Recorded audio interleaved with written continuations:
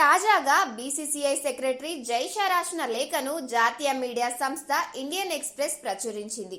ఈ లేఖలో దేశవాళీ క్రికెట్ కంటే ఐపీఎల్కే ఎక్కువ ప్రాధాన్యత ఇవ్వడంపై జైషా ఆందోళన వ్యక్తం చేశారు.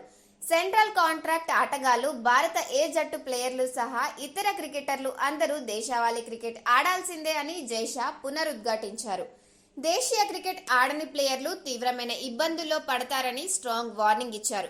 భారతీయ జట్టులోకి ప్లేయర్ల ఎంపికలో దేశవాళీ క్రికెట్లో ప్రదర్శన అత్యంత కీలకమవుతుందని, దేశవాళీ క్రికెట్ ఆడని ఆటగాళ్లు తీవ్రమైన చిక్కులు ఎదుర్కోవాల్సి ఉంటుందని ఆయన హెచ్చరించారు. ఇటీవల మొదలైన కొత్త ట్రెండ్ ఆందోళన కలిగిస్తోంది. కొంతమంది ఆటగాళ్లు దేశవాళీ క్రికెట్ కంటే ఐపీఎల్కే ఎక్కువ ప్రాధాన్యత ఇస్తున్నారు.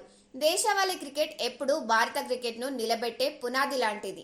ఈ క్రికెట్ను ఎప్పుడూ తక్కువ అంచనా వేయొద్దు. భారత క్రికెట్పై మా దృక్పథం మొదటి నుంచి స్పష్టంగా ఉంది. టీమిండియాకు ఆడాలని అనుకునే ప్రతి క్రికెటర్ దేశీయ క్రికెట్లో తమని తాము నిరూపించుకోవాలి. దేశవాళీ క్రికెట్లో ప్రదర్శన జాతీయ జట్టులోకి ఎంపికకు ముఖ్యమైన ప్రామాణికం. దేశవాళీ క్రికెట్లో పాల్గొనకపోవడం తీవ్రమైన చిక్కులను తెచ్చిపెడుతుంది అని లేఖలో జైషా పేర్కొన్నారు.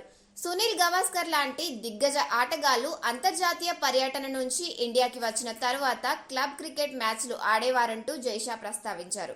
దేశవాళీ క్రికెట్ను కేవలం నిబంధనగా భావించకుండా బాధ్యతగా, గర్వంగా భావించాలని జైషా సూచించారు.